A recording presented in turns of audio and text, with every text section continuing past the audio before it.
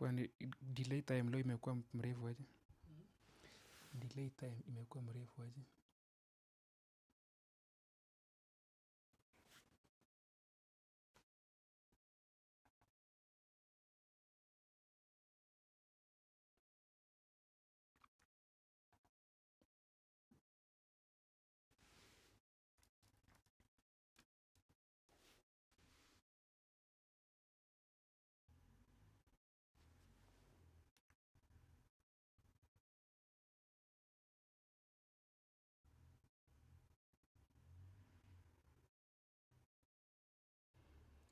Good evening and welcome. We are starting any time from now.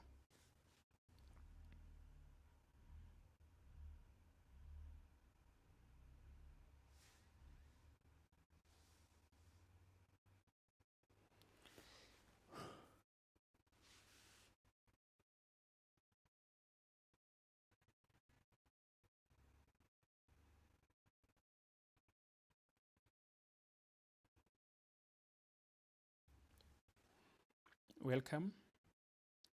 Those who are already in can confirm to me if my audio is functioning very well. Also, how is my clarity?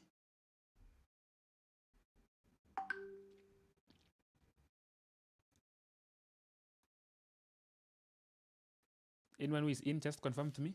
How is it? Can you hear me? I'm waiting for a good number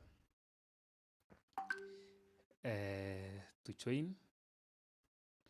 PMK is saying that the sound is clear. Shifting Grades Online is following. Thank you so much. Thank you. You can invite others. We will not stay here for long. We will take the shortest time possible. So in front of you, or in front of you, of course, your phone or your camera is in front of you, is Ambassador, who is here talking to you about something in education. So now, let's just take some few minutes before we start. Just a few minutes.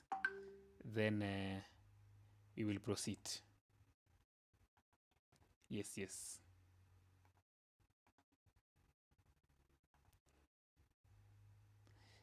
Sally Alwoch is saying, I can hear you. Thank you so much. You can hear me.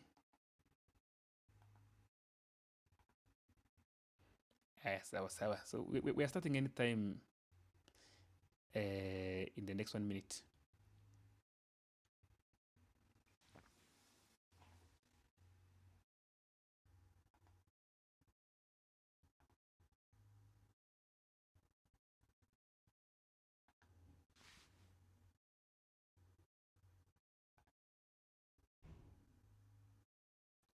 You can help me invite others or join our discussion for today. Where are you watching me from?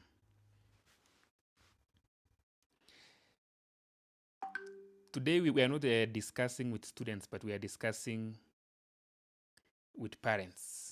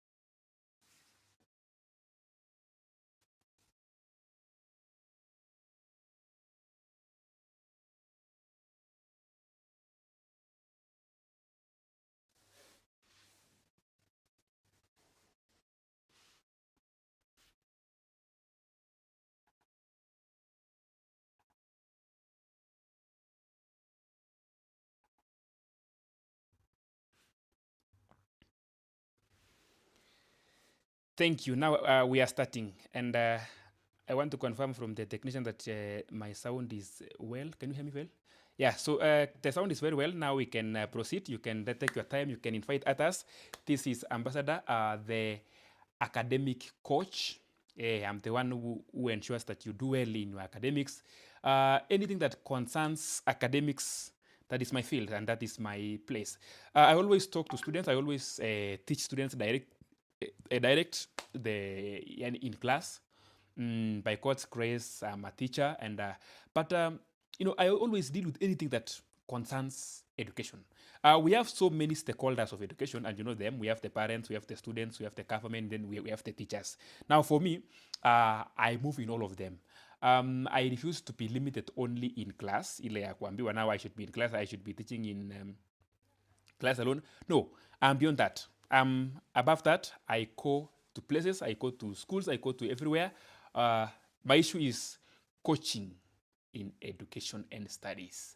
We can handle all issues together with my team. I have a team. One day, I will display them here, and we will see what we will be discussing. I'm glad this evening that I told my students that this evening I'm going to talk to the parents, guardians. I know, in fact, I know right now they are in trying wakijiuliza kwani ni nini teacher anataka kuongea na parents. No, one of the key factors to success is discipline. Putting all the other factors constant, if discipline is not kept in place, then there will be a problem in the results. It will affect the results, either positively if you have good discipline, or negatively if you don't have good discipline. Now, my issue is this. Now, today I want to talk about a gadget. This gadget, it's called a phone. Yeah, it's called a phone. I had asked a question in my YouTube channel. Kuna mahali nilikuwa in YouTube, there's somewhere I can ask a question, people respond. I always ask one question per day. So if you have never been to my YouTube, just go there and see very many things that I'm doing there. I'm asking questions, I'm giving out a poll, we are voting, we see who is who. Now, my question this day, in fact, I asked in the morning, and I said, should there be a specific age where children should be given phones? Can we say the same way alcohol is only sold to people who are 18 years and above? Can we also give an age limit for a phone? Can we agree that mtoto akiwa na 18 years and above apewe simu? There are some advantages and disadvantages of a child having a phone. And in this case, if we have to define a child, is anyone who is less than 18 years. But of course, I always tell parents again, don't follow up mtoto akishafika 18 years unaachana naye. You follow up even up to the age of 30 years, 35 years. Just, how are you doing these things? There are many incidences that has happened even yesterday or a day before yesterday. People are misusing phones. Okay, in my channel, we don't talk politics. But I'm talking about a young man who misused his phone and posted a certain photo which was not so coming well with the society. Now, that young man misused that phone.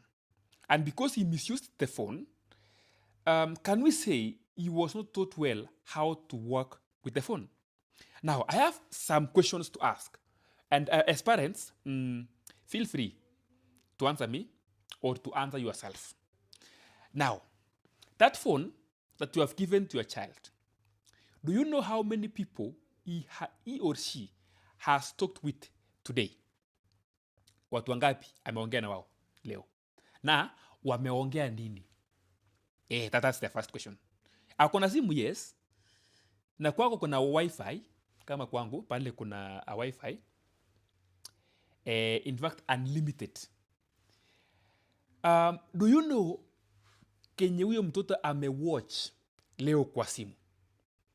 Do you follow up? hata kama ni 15 years ama 20 ama whatever the case, do you know what that young man, young woman or young girl has watched in the phone? Do you know how many reels he or she has watched in the TikTok? That's why I ask a question. Who talks to your child more than... Here we have two things. We have you as the parent, then we have the phone. The phone also communicates to the parent, to the student. You as the parent, you also communicate to the student. But I'm asking a question. Who is communicating more to your child? Is it you or the phone? The answer is you are the one who knows it. A student of mine asked me, she called me yesterday. Akaniambia, teacher, when you will be having an online lesson, because I always have online lessons, please let my mom know the timetable, because that is the only time she will give me the phone. We always use these phones in a good way with the students. I'm a laptop. They use the laptop to join my lessons or another teacher's lessons. That's very okay. But now, after the lesson, you as a guardian who has been entrusted with that child by God. I remember it is God who is giving us children to take care of them. How do you let her or him operate with this phone?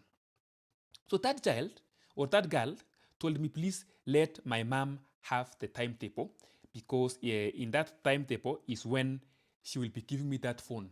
So for me, I used to have online lessons here in my YouTube channel, chemistry and physics. So I had to tell the mom that we will be having our chemistry lessons from 3 to 5.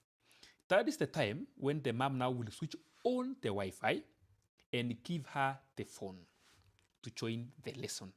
And I realized that parent was so wise. Now, we have the other category whereby the parents don't know 100% what that young man is doing with the phone. You don't know what he or she is watching. And whatever he's watching is getting into his brain, is getting into him or her. At some point, they will try to practice what they're watching. They would be seeing some young men like them drinking. And they will be like, if these young men are drinking, we can also drink. Social media has been used in doing very many evils. Things that even for themselves they don't know, they will see it in the social media. Now, seeing alone is not enough. They would want to practice whatever they are seeing in the social media. And who has given them the phones? We are the parents whom we have given them these phones. We have allowed them. Mpaka tumesubscribe unlimited Wi-Fi to make sure they Google whatever they want. Umewajiuliza siku moja, there is what we call a history ya Google. I hope one day you take that phone na uangalie, but our kids are somehow intelligent. After ameangalia Kenya alikuwa anaangalia, ana delete history because anajua that may come and check the history of whatever I've been Googling here, whatever I've been watching. But we are supposed to be 100% concerned of the same. My question was one. Can we have a specific age that now wewe umetoshea kuachiwa simu? A parent told me that nyumbani lazima nikuwe na simu such that nikiwa kwa job, in case I want to inquire on something, I can just make a call. Nikamwambia, there is a phone which you can use it for that. I will show you. Let my brother come from the other side. I will show you. There's a phone I always have here. That phone, naitanga hapa iko na laini. If I'm somewhere and I'm feeling like I need to communicate back, I just call it. It is a button phone. Kwanza iko mzito. My students knows them. I always use it as a torch nikiwa duty, nikimulika, nasemanga mulika mwisi. In fact, that is its name. Mulika mwisi. But now, umeacha simu kama hii. Do you know such a phone can access any kind of information? Some of them, that information is not good enough for students or for children less than 18 years. But for them, they have it. You're not there to tell them. And because you're not even there, you're very busy to talk to them.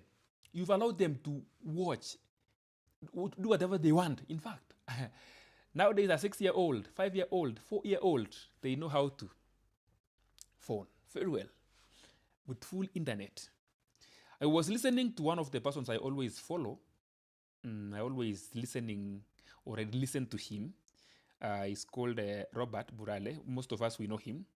And he said that he was trying to compare between those times and our times and other times. During our times, we know very well, the punishment was unachapwa kiboko. The punishment was not something soft. Daniel Gipto, one of my uncles, is here and is following me from Githurai, Kimbo, and as I'm very clear. He knows the kind of punishments children from my place receives. Not only my place, but every place in Kenya. But nowadays, Burale was saying that the punishment of students or children nowadays, anaambiwa ukicheza ndakunyang'anya simu.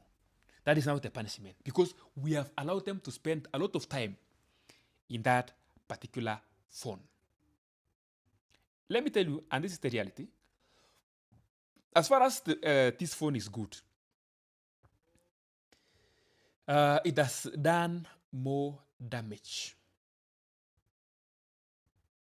than good. Actually, what is the importance of this phone? Communication. I just call you, you pick the call, tuongee, 1, 2, 3, nikwambie, ishi hapo. Another thing about the phone, maybe I'm sending a document, which is not necessary. The main role of the phone is communication. Inafaa ukuwe na ile a normal phone. But I cannot say that we should always be there for the children. We want the, no. There is a way we teach them, and whatever is not useful to them, we remove from them, like a phone. Everybody will have his or her opinion about phone, but I will tell you mine. That, if possible, we keep the phones away from our children. They really misuse it. Even in school, when you're asking a question or doing something, you will hear some replies. And you will know this one, huyu alisikia kwa video fulani, ama alisikia kwa comedy fulani, ama alisikia kwa mahali fulani. And you will wonder why. Now, there's a student who posted a certain video in the status. I had to call directly, nikamcall. I thought ni mzazi ndio atareceive. Akareceive student, akareceive, nikamwambia, how are you? I'm fine. This is Sir Alex, your teacher. Akasema, yes, I have your number. Nikamwambia, okay. Mine is very fast. I just wanted to ask a question. Are you the one who posted the video? Akashtuka akaniambia, I'm the one. Now, did you block your parents? Akasema, yes, I blocked them. Nikamwambia, but you forgot to block me, because I'm seeing whatever I'm saying is not good with you. In what point did you start watching this, and now you even don't fear you are posting? We talked, akaniambia, please don't tell me to the parents.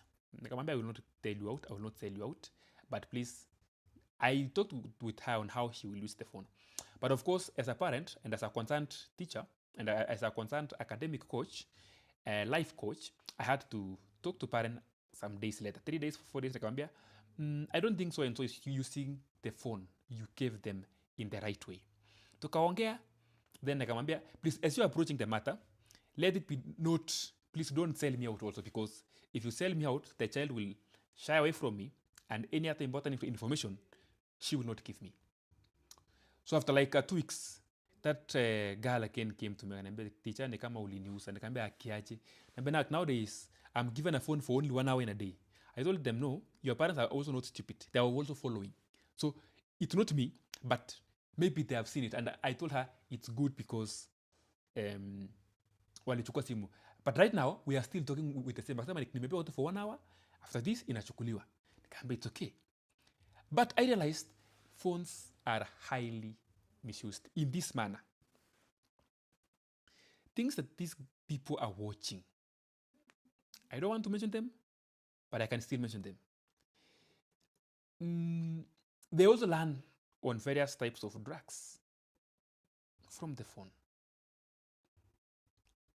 They learn about unethical and healthy relationships from the phone. They learn about very many things which actually they are not supposed to. They are supposed to learn from the parents. But I was telling some parents in a certain school I had attended some days back, children will always trust parents, number one.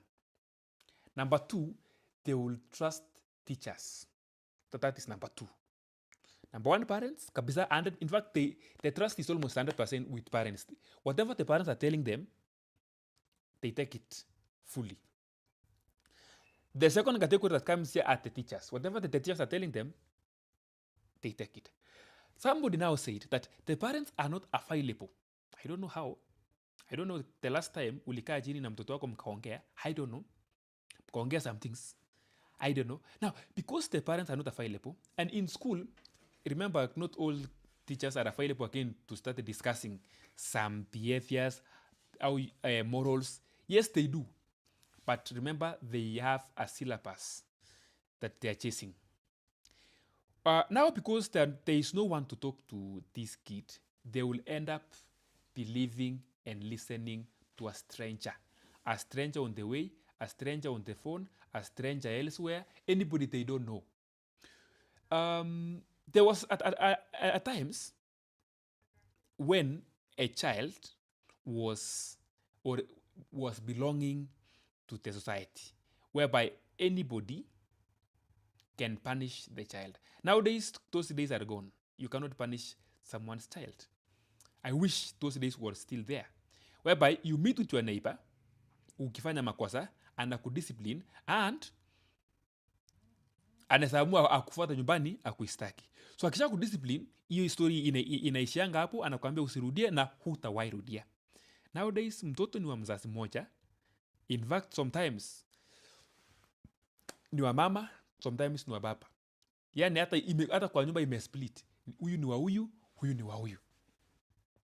That is one of the things that has led to deterioration of discipline.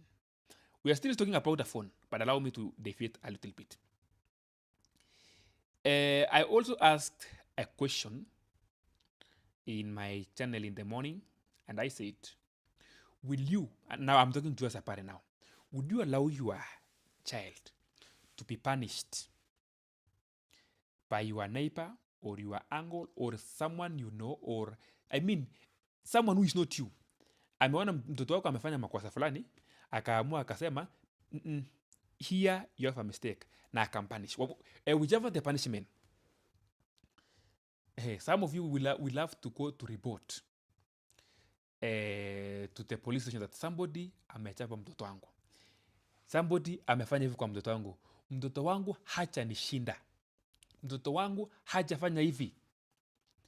I'm the only one to punish the kid. And when the kid realized that my dad or my mom can stand with me, especially when I'm wrong, that is when now things will go south. I know the issue of rural areas is getting depleted. Most people now are living in the urban areas, whereby the person living next to your door is someone that comes from a different culture, a different place, even sometimes from a different country. But the issue of discipline should be communal. Gone are those days when discipline was a community thing. Nowadays, kila mtu akae na mtoto wake, kila mtu achunge mtoto wake, of which pia you may not be available all the time. During our time, and I still remember this very well, even mtu wa kazi mwenye ameajiriwa nyumbani kuchunga ng'ombe, kulima shamba, driver wa tinga ama driver wa gari, akiwa nyumbani na baba yuko ama mama yuko, that person was like a parent in the house. Hawezi kubali makosa ifanyike, hawezi kubali kuona mkiwa idle, alikuwa anaenjoy, you do everything well.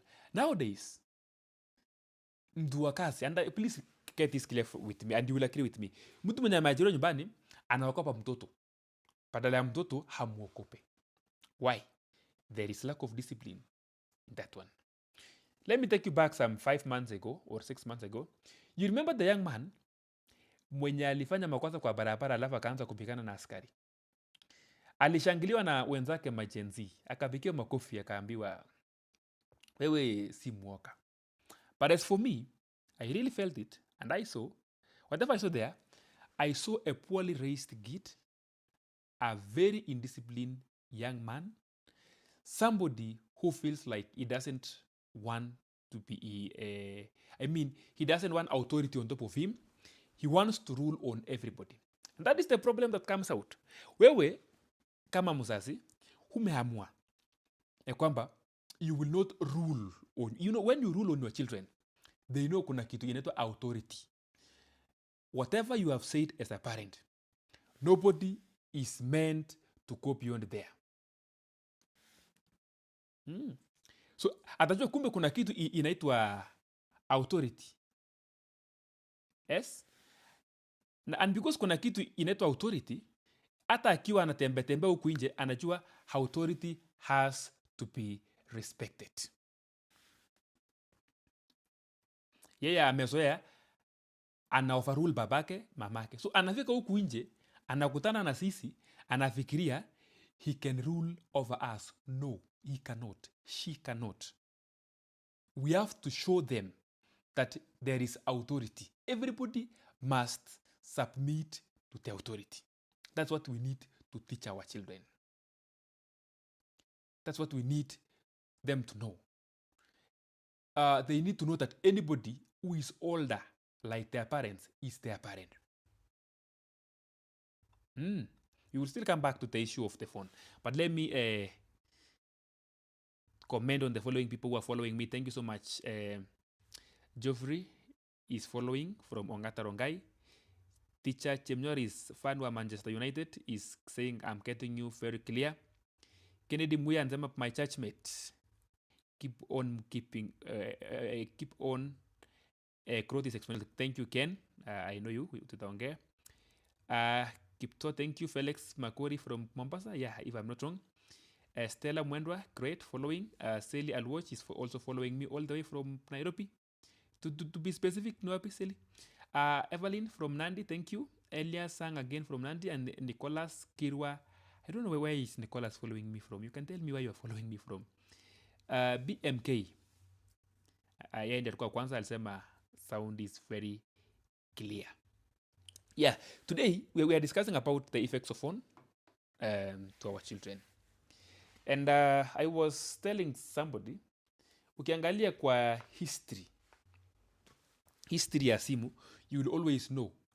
Hata mimi nikigoogle kitu kwa simu yangu, mahali kuna hiyo email nimeweka, na nikuje kwa laptop, it will tell me, in your own Gmail account, you googled on this and this and this. This is what you googled, and this and this and this. So even as a parent, the email that is in the phone yenye umepea mtoto, which again that phone should be highly restricted, only given at times. Please get me this clear. Don't allow a kid to sleep with the phone. Akisha kula sapa, akuje tu na hiyo simu, akuwekea hapo, yaenda lale. That phone will be misused at night. Number 2, ikifika masaa fulani, sima Wi-Fi. Sawa? Sima nini? Wi-Fi. They may be having their own phone. They watch their dirty things at night when you are asleep. And I was telling certain youth in somewhere that our brain imeundwa hivi. As you are growing, there are things that it needs to be exposed to it pole. So hizo vitu unawatch ukiwa na 15 years, 16 years, 17 years, it is ruining your brain. It is making you get damaged. By the time you are 25, there is nothing you've never seen, and life start becoming boring. And when life start becoming boring, you start thinking of suicide and many other stupid things. Why? You started too early watching things that are not supposed to. TV stations kama KBC, Citizen, NTV, KTN are regulated. Whatever is being displayed there is okay. Anybody can watch. Hata mtoto wa 5 years can watch. It's very okay. But what is being shown pale kwa YouTube, pale kwa TikTok, it is not regulated. Anything can be posted there, you know. Dirty things can be posted there. And the problem is, you are watching, our kids will try to do experiments on them. And in that process, they get ruined. Remember, they're still 18 years and below. And we start saying, no, we don't. It is us who are giving them phones. And something that they're not supposed to. They're not supposed to access them by all means. So tuelewane hivi, mtoto akipewa simu, apewe in a very, very limited time wakati ako na lesson. Only. Right now, most students hata wana lessons because in Christmas season. Why give them a phone? I mean, for what purpose? Afanyie nini? Yes. In fact, you as a parent, if I may ask you, umeambia simu afanyie nini? A communicate na nani? A watch nini? That's a question. If your kid get ruined, you will not escape the people who supported that. Number 2. Hiyo phone enye anafaa kutumia kwa hiyo limited time, be aware of what they're doing. From nowhere, fika tu na useme nipe hiyo simu. Just take it immediately, nipe hiyo simu. Na usimpe time, fika tu na uchukue simu direct. You will get shocked. Vitu zingine hata wewe kama mzazi unaokopa kuona, yeye haokopi. Why? We have allowed them. And one of the tools, unajua hii dunia mimi naambianga watu, we are fighting with the enemy. Of course, the enemy is the devil. We are fighting with the devil. And they will win us if we are not keen. The issue na simu. They will win us. They will win our children using the phone. Kabisa. Okay, in fact, kuna siku niliamua, I wanted to register a line. I wanted to register a SIM card. Nikaambiwa na Safaricom, you have reached the maximum. So siwezi nikaregister ingine, nasema huwezi ukaregister ingine. What is the issue? Nikaambia, okay, now give me maximum. Akaniambia, I think by then it was 4 ama 5. Nikashanga, but I only had 1. Nilikuwa tu na namba yangu, the one that I communicate with most of you people. So I wanted to register a pili for official work. Na nimeambiwa nimereach maximum. Maximum ni ngapi? Ati 5. But I only have 1. I realized that I don't know, my cousins or my sisters, they took my ID and because they were still students, wakaitumia kuregister laini. I think ID yangu ilikaa tu mbaya mahali. Unajua 30 minutes is enough kuchukua ID akimbie, aregister nayo laini na arudishe tu aweke mahali ilikuwa. Wewe hujui. So nikaambia Safaricom, I have not registered. This is my line. I want to add the second one. Hizo zingine sote, I give you permission to close them. And why did you register without my permission? They said, maybe your ID was. Then they told me, but you communicate with these numbers. I didn't know that. Sikafungwa. Then I didn't say anything. Nikasikia wakilalamika, nini imefungwa. I kept quiet. That's an example that they can register their own SIM cards using your ID without your knowledge. Why? Because they have a phone somewhere that is hidden mwenyewe hujui, na kama hata kama wana, they are going somewhere mahali kuna mwingine. If you are very strict, then kuna mzazi mwenye sio strict na watambea simu na watakutana na watoto wako waweke simu ndani. That is it. So let them have that phone for a very limited time, then you as a parent take it and put simple rules there that ukimaliza form 4, I will buy you a phone, of which also take time and educate them on how that phone should be used. Uliona mwenye mtu alimisuse juzi akapost picha ya president akiwa wapi ama akifanya nini? Right now, the father to that kid is crying, saying, please release my son. But the question is, did you ever talk with your son on respecting older people. Let's not even talk of him being the president. Yani yeye tu ni mtu mkubwa, lakini ukaamua kupost picha yake akiwa ukisema our president has died. I mean, it's lack of morals and from the parent. I'm not talking politics. My channel is basically for education matters, nothing like politics. But I'm talking about that scenario. That one was lack of parenting, lack of proper parenting. Yes. Number 2, let me talk about permissions. Permission. Today, I met my student in one of the small towns in Kiambu. Nilikuwa natembea hivi, nikaona amenikujia mbele akanisalimia. Nikamsalimia na nikamwambia, sioni your mama ama dad. No, niko peke yangu, natembea peke yangu. Nikamwambia, uko sure umepewa permission?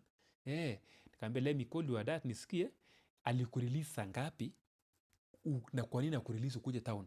Na ni masaa tunaona imeanza kuteremka. Niambia, no, my dad ananga ubaya nikitoka.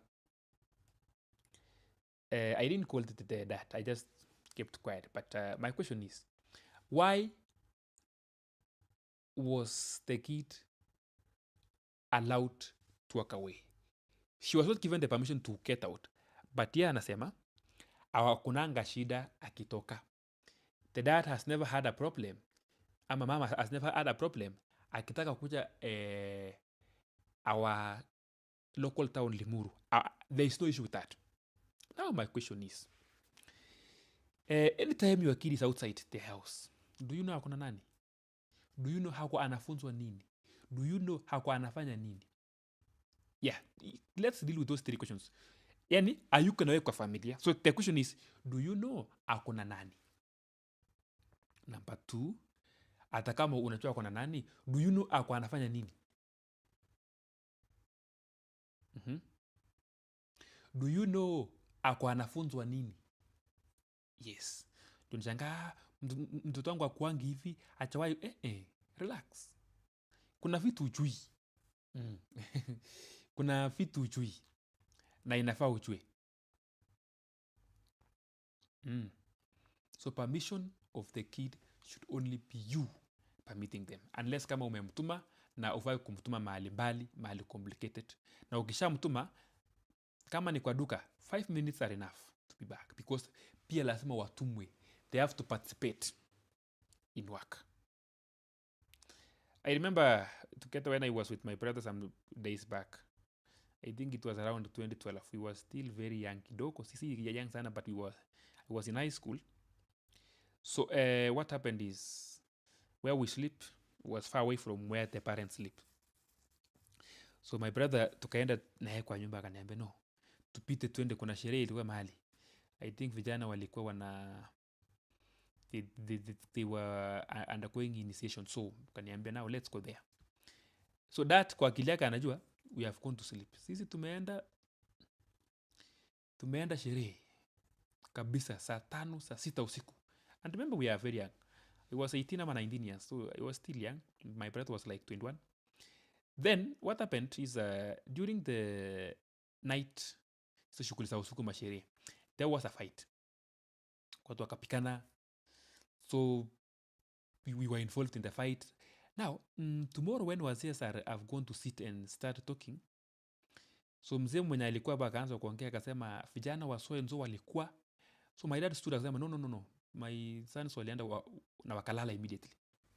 So my elder brother akasema no, tulikuwa. So dad was like, niliwacha kwa nyumba mkaenda kulala. What happened? Tukaambia tu kulala, tuliamka tukaenda. And he was very shocked on the same.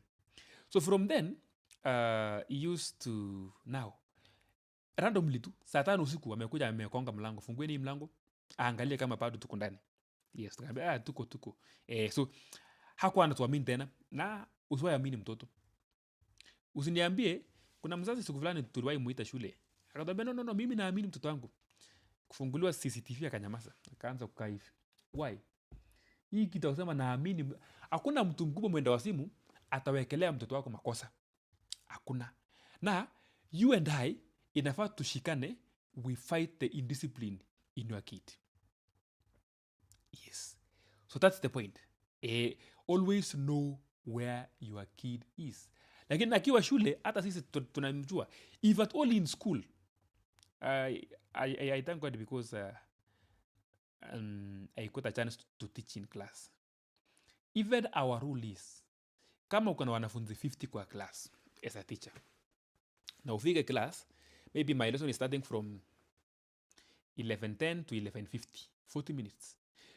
If anything happens to a student within those 40 minutes, if the student was in Form 1 West, na hiyo for Form 1 West, from 11:10 to 11:50 ni chemistry, na kuna kitu ilimfanyikia 11:20, who was in charge? The chemistry teacher. So at that time, utaulizwa you were in class teaching, ukisema mwanafunzi hakuwa class kwa nini? And you are in charge. So as a teacher, we always have to know where student is each and every minute. Na ujua mtoto si wetu. Yeah, mtoto si wangu. Mimi tu ni mwalimu hapo. We have to know. Now, you as a parent, unaweza hata kuwa umekaa tangu asubuhi mpaka jioni hujui mahali mtoto ako. If something happens, what will you do? Let's always know where they are. Tukipeana kwa Ango will take care from there. Hata usikuwa na wasiwasi. Hata mimi, if my brother's kid amekuja mahali niko, I'm the parent from that particular time until nimrudishie, nimwambie ndio huyu. Why? Kids are kids. Siku moja atapotea, ukose kumpata milele. Ushangae ulikuwa unafanya nini. Always be there. Sometimes nachukuanga kiboko huku Limuru, na wengine tunakutananga nao kwa streets mpaka wanajuanga. Tunakaa tu kama ujielewi kwa street. No, I will deal with you. Utaniambia tu. Kaa wewe ni nani. Tunaogejaza tunakushika mkono na kupeleka police station. I mean, anybody who is less than 18 years, what are you doing kwa streets? Unless you are in your father's shop. The other day I was going to buy a tester ila kufunga, what do you call this? I was going to buy something, hammer na vitu zangu kwa hardware. I got a young man selling the hardware vizuri, ako hapo vizuri. Nikamwambia, you look like a student. Akaniambia, yeah, I look like a student. I am a student. Which school? Nakuru Boys ama sijui Nakuru High. Nikamwambia Nakuru Boys, akaniambia ni Nakuru High. Nikamwambia ni sawa. Nikamwambia I'm assisting my dad kidogo hapa na pale, and that is exactly what I wanted. Peleka mtoto kwa hardware, peleka kwa shop, peleke mahali unafanya kazi. Akae hapo mfanya kazi na yeye. If you are I don't know whether Evelyn Chela is still here. If you're working in a chemist, kama uwezi acha mtoto nyumbani, peleke huko. Sijasema use chemist, atapeana wrong nini ya dawa. Lakini uwezi kwanza meza kwa chemist pale kando, ya tulie tu pale. Hata kama utambea ile simu sasa, akuwe naye pale. Huko unamwona Kenya anafanya. Mkae naye, at least spend time. Asikie. Hata akuone venye unatackle customer mwenye amekuja amekukombanisha. Anaona, somebody came, akaongea vibaya to my mom. This is how my mom responded. This is how my dad responded. Hakupikana. Somebody told my dad you are stupid. My dad kept quiet and looked at him. And you get some, there's some things. If you see me, most of the things, or if you see my brothers or anybody from our home, most of the way we do things is how our parents are doing it. We copy from them. Not strangers. So let's be available for that. Let me talk about concerning permission. Tumeelewana kitu moja. Give permission to children to visit their aunt, their uncle. Let the uncle be responsible for that. Sitaki ile unasema ati huyu hawezi chunga watoto. No. I know sometimes kuna kitu kama hiyo, lakini no. You trust them. But permission should be from me. Even at our age, I was telling my students that I cannot get out without permission. Kwa nini? Yeah, I may be 30, but if my dad doesn't allow me to work out, you just tell him, ndaka nifike Kapsabet town, I'll be back. Ndaka nifike Moiben, I'll be back. Akisema no, there is no need of course it's very rare aseme no, lakini make sure umeomba nini? Permission. So your kid does he or she ask you for permission before she get out? Ama anatoka tu, anaamka tu na anaenda tu shughuli zake. Make sure he gets permission from you. Kitu ikifanyika, you are fully aware. The other thing I want to talk about is punishment. Punishment. Do you guys punish children?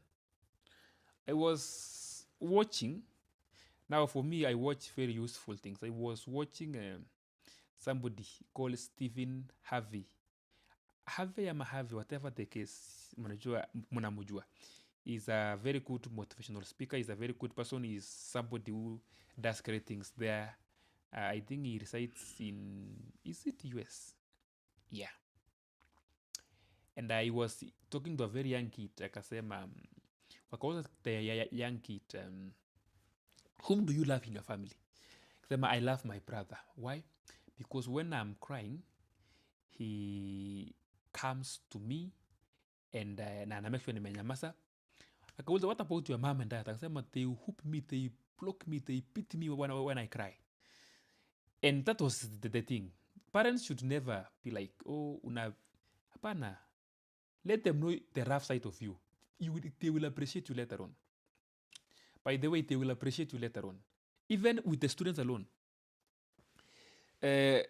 Mimi, if there is one of the people who is very rough, is me.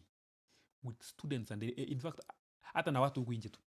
Anything wrong? No. We have to handle it there. We have to square it out there. So Form 1s and Form 2s and some of the Form 3s will always see a rough time on my side. By the time they're getting to Form 4, they realize that, oh, kumbe, he's only rough for our good. Ama, kuna wengine still in Form 4, they'll be like, you don't love us, you're very rough at us. But once they're out of the Form 4, they will look for me telling me, hey, I think you made our stay in school. Why not for you? They tell you those things. You as a parent, endelea kupembeleza mtoto. Huyo mtoto atakupiga, atakutwanga wewe mwenyewe, and you will see. Let me give you this a story. There is a man in our village who used to praise kijana yake. Kuna kijana yake alikuwa anapenda vita, anapika watu, wanafanya nini, akilewa kidogo. Na huyo kijana nilisoma naye, very young man, alikuwa anapenda tu vita kabisa. Yani mnakuwa kidogo mangumi. Yani, hey. So this father to this son alikuwa akienda mahali wasi wanakunywanga pombe. By then haikuwa kwa club, ilikuwa kwa manyumba za watu mnakunywa pombe. Alikuwa anaambia watu, bwana, mimi niko na kijana anapiganga watu. Huyo akikushika anaweza kukuua. Ukinijezea namuita. Alikuwa anasifu. Na alikuwa amepiga watu wengi. Siku moja huyo kijana alimwamukia akampiga yeye vibaya sana. Watu wakamwambia, ulisema nini? Ati uko na kijana anafanya nini? Anapiga watu. Ndio huyo sasa wewe. Amekutwanga you see. Hizo vitu ndogo ndogo tunai. Ndamaliza na story moja. Hizo vitu ndogo ndogo that we are protecting from our kids will always turn back to us. I was telling my class, washamaliza Form 4 by the way. I was their class teacher from Form 1 back to Form 4. I think it was when I was telling them a story that the government ina protect. Usichape mwanafunzi but mimi nilikuwa nawachapanga. Kama kuna mtu akona issue akuje mahali niko, mimi huwa nawachapanga kipoko. And they still remain my friends because I know what I'm doing. So nikaambia the government that is protecting you.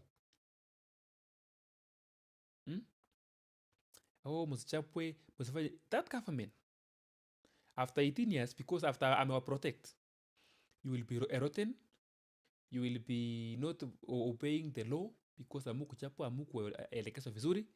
What will happen is this. It is the same government that will come for you and arrest you. And that is the truth. Wakati KCSE ilisha on Friday, most of my friends are officers from Limuru. So they were telling me, it was on Friday and Saturday, yeah. Wanaambia tumepewa night duty to clear Limuru town with the young people.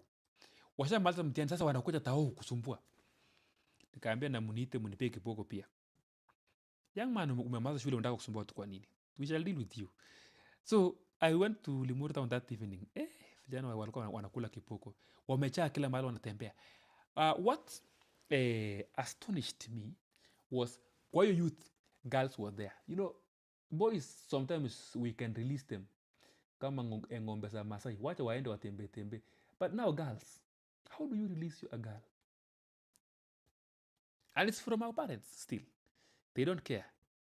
They don't care kabisa. So let's be very keen. Let's be very keen on how we let them go. That's permissions. It is among the last. Give work to your children. Give work to your children. Give work to your children. Not homework. Sisi ndio tunapeana homework. And we know how we will square it out when the school opens. Kama watafanya hiyo kazi. Yeah, hiyo tunakuja tu kuwashika sisi peke yetu. And they will do our work. Sisi lazima wafanye kazi yetu. Kabisa. Just I want to see kama nimesahau watu wa Facebook. Let me see if there's anyone with a comment there. So mtoto akiwa 2 years akikuona ukifanya kazi, akikuona ukibeba maji, anakuja na mtungi kidogo. Hata yeye pia. Na ukimkataza mtakosana vibaya sana because pia anataka kufanya nini? Anataka kufanya kazi. So there are very many things that we can do, we can give them. Mtoto akiwa 6 years, kuna kazi anayepewa. Let me use where we grew up. When I was less than 10 years, I can still remember some few instincts there and here and there. I could not go and take care of cows because cows nataka mtu mkubwa kidogo. Nimeenda na mtu mwingine. Maybe my brother mkubwa, my dad, my uncle, ama tu my mama, ama mtu mkubwa mwenyewe anajua kuchunga. But I was participating. Lakini in those less than 10 years, nilikuwa nikiambiwa nichunge ndama because ndama na ng'ombe wakubwa walikuwa wakikaa different places. So I can take care depending on my age. By the time I was 11, tulikuwa tukienda shamba. So a lot of work. We could do a lot of work. I know. My dad could give us shamba kiasi. Wewe pita huku, mwingine apita huku. Na jioni usipomaliza, mtakosana. Hata you can even miss to take supper. We thought it was like a punishment. No, it was a lesson. Right now, you cannot, there is no work that you can scare me with. Hakuna kazi utaniambia hii kazi. No. Hakuna kazi sitafanya, in short. I mean, sioni kazi inasanishtua. Oliver Kienyi anasema quite insightful mwalimu, guidance and a reminder to parents is valuable from time to time. Thank you so much. My friend Daniel from ako Githurai, Kimbo, anasema no discipline seems pleasant at the time. That is Hebrews 12:11. Discipline by the way haikuangi mzuri, lakini it has to be there.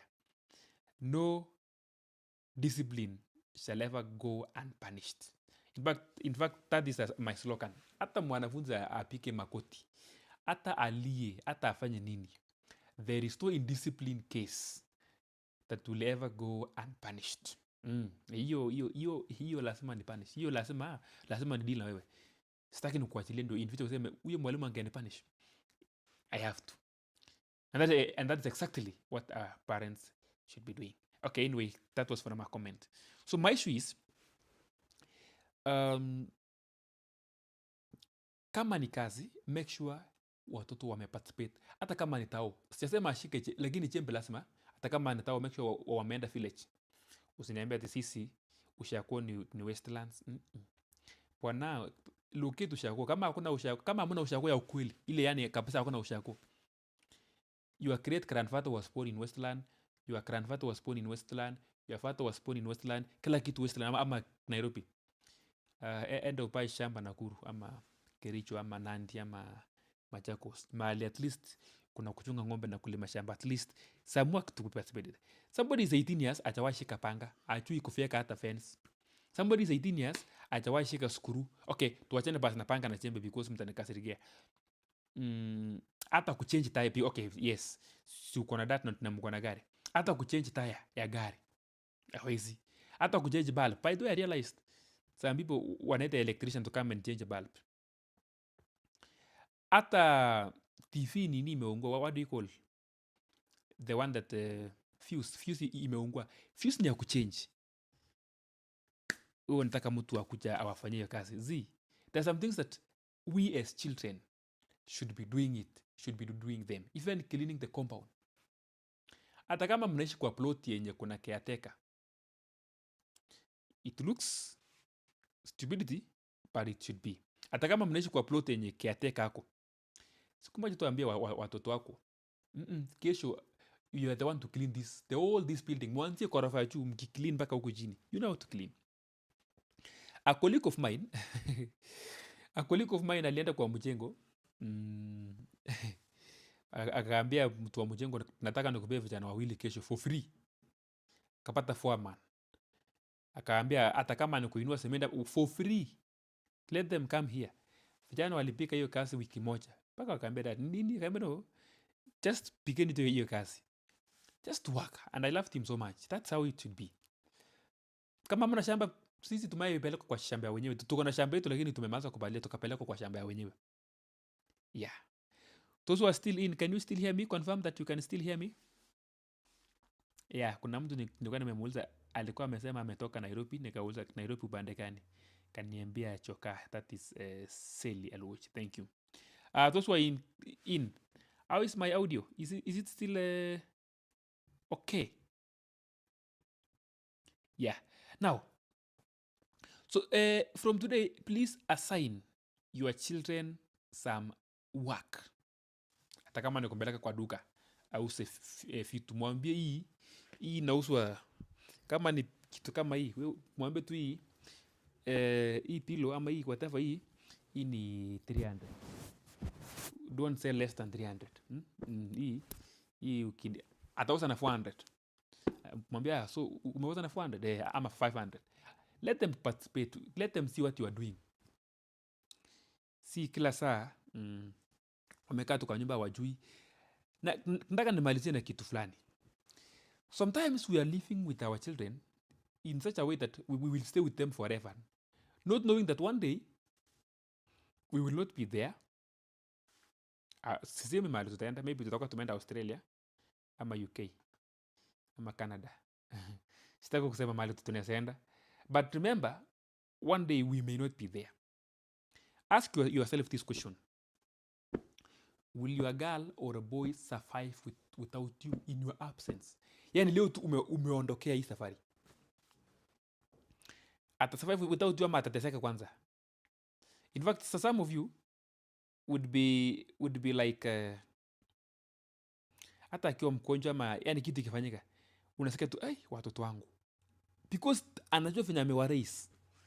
How will they stay without me? No, let them stay without you. Teach them how they can survive without you. Sawa. Let them know that we can survive without mom or dad. Let them do their own things. Let them know how to cook. There's a video I'm making. I will send to everybody. Check on it like in the next 3 or 4 days. 10 skills that each young person should know. One of them is cooking skills. Every young man should know. I'm quite sure kuna mtu wako form 4 na hajui kupika. Not because hajui, babake, mamake hakumpa hiyo chance ya kujifunza. Kuna kitu, it's not in my school. Kuna kitu nilienda mahali, shule fulani. Agriculture project. Okay, mimi ni photographer, so nilikuwa nimeitwa kwa shule fulani kwenda kuwapikia picha the process ya agriculture. bed ya agriculture inakuanga how many meters? Inakuanga haikuangi kubwa, like 3 meters by 3 meters ama 2 by 2. Yani kitu kidogo yenye unaweza panda sukuma kama 40 na upalilie na uweke mbolea. Do you know the school hired somebody to be digging? Kazi ya mwanafunzi ni kuapia na kupigwa picha, because anasema chembe sijawahi shika. Makosa si ya mwalimu, si ya shule, hata si ya mwanafunzi mwenyewe. Achaye pewa chembe akaambiwa please si upalilie maua, hawajui na amekuja shule kufanya nini? Agriculture. I didn't like it. I really didn't like that. You see? So let's teach them how things should go. This example, and Evelyn Jelangat can confirm kama bado wako kwa session, or Daniel can confirm with me. In my place, if you are a boy at the age of 10 years, 15, 12, hapo, there are some things we should expect you to be doing perfectly. Number 1, mending a fence or putting a fence. Number 2, you must be knowing how to take care of livestock vizuri. Si kufukuza ng'ombe pana, vizuri. Number 3, lazima ukue kama daktari amekuja kudunga ng'ombe, wewe ndio utashika hiyo ng'ombe vizuri hivi. I think I was very good in that. In fact, more than my brother mkubwa. Kushika ng'ombe vizuri, daktari aidunge. The other one, you should be knowing how to go to till the land. Yani ilikuwanga vitu obvious. Mtoto msijana lazima ajue kukamua ng'ombe. Kama ajui mamake, kwanza that will be very rough on the mom. Why?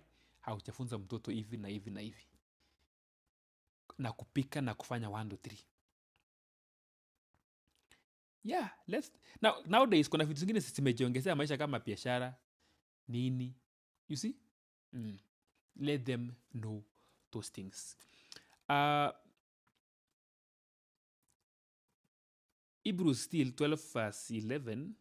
No discipline seems unpleasant or pleasant at the time, but painfully later on. However, it produces a harvest of righteousness and peace for those who have been trained by it. I was reading the comment there. You can also read it, and thank you for that particular verse on Hebrews. Yes, I think so. Yeah. Nani? Brad, nileta hiyo simu yangu yenye hapo kwa meza. Hiyo simu ya Patton. Kwa nataka nionyesha watu simu yenye watoto wanafaa kuwa nayo. Sio smartphone. Yeah, I wanted to show you the kind of a phone that your children should be having at home. Hii haina YouTube, haina WhatsApp, haina TikTok, lakini ina communicate. This one. Hii simu hii kuna nia line ngapi? Line. I'm not advertising any phone for somebody because nobody has paid me. But the only thing they can use is to listen. In fact, ngoja nione kama radio iko. So they can listen to radio. But I told you, most or all the radio stations are regulated. The content there is regulated. But the content, what do you call? Content ya YouTube, TikTok. Hebu siku moja kama mzazi fanya hivi, hata sitaki tuende mbali. Chukua simu, ingia TikTok. Scroll for the next 10 minutes. Then weka hiyo simu kando na uniambie ni nini umeona kwa hiyo TikTok. Just do it. You will tell me. You will pity your girl or a boy who has been watching those things. So simu ni na kwanza hata iko na advantage. Inaweza ikamulika hivi, unaona? Hii inamulika ni torch ni kila kitu. Yeah, lakini ukimpea hii, they will really misuse this. Yeah. Lastly, don't make your children be addicted to phones. Unajua, the kind of a phone, my good friend Celia amesema you are very audible. Thank you. Kuna addiction mara mingi. Kuna addiction ya pombe, dawa za kulevya, addiction za vitu mingi zingine sitaki kumention, na kuna addiction ya simu. Hii ya simu, nataka siku moja uachane na simu yako na uende mahali. you will tell me how restless you will be after every minute. Yani, where is my phone? Mpaka kunaanza kutafuta huku because you are addicted, and it is very dangerous. It is very dangerous. There's something I was trying to be doing that if I'm going to sleep in my bed, niweke data off. Siwezi nikasema because there can be an emergency from you calling me, telling me something that maybe there is somewhere I can help you. So nikisikia simu imepigwa usiku, in fact I will take it very fast because I know ni kaka emergency. Lakini I'm talking of the scenario whereby nimekaa naye kwa simu nikilala. You know, kuna mtu kita kwanza akiamka tu asubuhi anaanza kutafuta simu. I mean, you are really addicted to the phone. You cannot do anything without the phone. Hata umeenda mahali kukaa na mtu amuongei ako kwa simu, ako tu hivi. Yeye tu ako tu kwa simu tu. Mpaka unashangaa, then why have I come here? Mbona tumekuja hapa? I mean, it doesn't make sense. Let's run away from the addiction ya simu. Let's learn. I'm not confusing between kuna simu ingine nimetumiwa inaitwa Colors. Hii naye pia nunulia mwanafunzi. This one. Hii ni picha niko nayo kwa mtu ametumia kwa simu. It's a very nice phone. So it's a good one. So I'm saying this. Don't get addicted to a phone. Don't let your children be addicted to a phone as early as now. Let me challenge you. How many books have you read? You as a parent, not the student now. You as a parent. How many books have you read in the last 1 year or this year, 2024? Are there books you've read? Brand, today book moja hapo. Today book moja hapo. A book. A motivation book ama any book. Just give me one book there. Inikana. Nipe ingine. Hiyo ya spiritual matters uko wapi? Yeah, I have we have very many books here. How many books have you read for the last 1 year?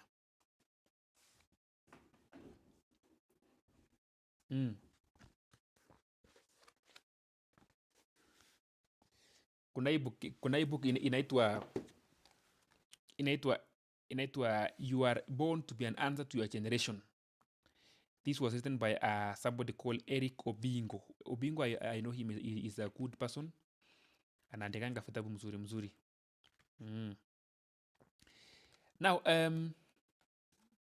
the more you read, there's also another video I'm making, importance of reading books, 10 importance of reading books. One of the important is nourishing your brain. It makes your brain active when you read books. When the opposite is the phone, and this one is from the scientist. Remember, I'm a scientist. When you spend too much time in your phone, your brain capacity goes down. When you spend too much time reading books, your brain becomes sharp. So choose you today what you will follow. Either spend too much time in the phone or you read the book. And by the way, who said phone, when phone came, it was meant for communication. Tumeanza kumisuse. So I'm saying this. Very soon, if I get enough money, I'm going to open a book club. Wakati watu wanafungua club ya kunywa pombe, wakati watu wanafungua club zingine, mimi nafungua library. We call it a book yard ama a book club. Where you come there, you read books. Why? Do you know, each year, there are additional of more than 5 centers hii center cha kucorrect watu, what do you call them? Mtu akiwa ameelewa sana anapelekwa rehabilitation center. Each year inaongezeka. Why? Watu wanapelekwa rehabilitation center wanaongezeka simply because people are going mad, people are using drugs, and people, their brains are not developing because of this. Learn to read books. One of the weekends, it's a challenge, yes, but I try it. Kuna bookshop, so not a bookshop, what do you call it now? Library iko Nairobi. Ukifika tu kitu ya kwanza, the receptionist takes your phone, anakupea kadi na anachukua kadi sticker, anastikia kwa simu hapa na inakaa pale. If you come for that phone, kuna mahali umetengewa tu, you make that phone call and you are only given 2 minutes. Ukisumbua unatolewa kabisa, enda. Sometimes unaambiwa unaweka simu silent, and the minimum you can stay there is 2 hours minimum, not 1 hour. And you always give your ID, they key in your details kwa laptop. Some people are being banned. Ati unakuja for 1 hour? No, 2 hours. Now ukitoka before 1 hour, before 2 hours, you're being banned from that. You go there, imepangwa, kuna religious books, kuna historical books, kuna motivational books, kuna language books. I mean, zimepangwa vizuri. So we fika pale, sema I want to read about the history of Uganda. Kuna kitabu imeandikwa about history of Uganda, history of Kenya, historical books. You can even go and pick a book about, I picked a book about a tribe, Sapaot tribe. Imeandikwa tu book vizuri about Sapaot. Kuna ya Nandi, kuna ya Kikuyu, kuna ya Kamba, na nikaisoma just to bwana. I think by the time 2 hours were over, nilikuwa nimeshika mfuko mara almost 5 times. Nikisema, where is my phone? Kumbe simu nimeacha pale. We are really addicted, but we need to overcome the use of the phone. If you have anything, closing remarks, because in the next less than 5 minutes we will be closing. If you have anything to say, you can type it over there. You can just type it. Or for those who wants to, I always say, if you want to make a call and give a final remarks, just make a call. My number is here. You just call right now. I receive it. We listen to what you are saying. 0796 26 24 71. About what else can you add on what I've said. I've talked for the last 1 hour, and from now going forward, I will be having an evening session every day. Tomorrow pia nitakuwa from 10. Kesho kutwa pia nitakuwa from 10. Every day until I finish what I will be talking about. At some point, I will be having a guest. At some point, in most cases, I will be doing it myself. That is the role I will be doing for the coming many years. Life coach will be dealing with you. We'll be talking about academics, performance, and many other things. So, I'm waiting for you to give us the closing remarks. If you can call it. Everybody will hear you. If you can type it over there. Give us your closing remarks. Thank you for always following me. If you are coming for the second time, that time you've been following me, thank you so much. And if it's your first time to be here with us today, welcome to Ambassador Speaks. We talk about education things only.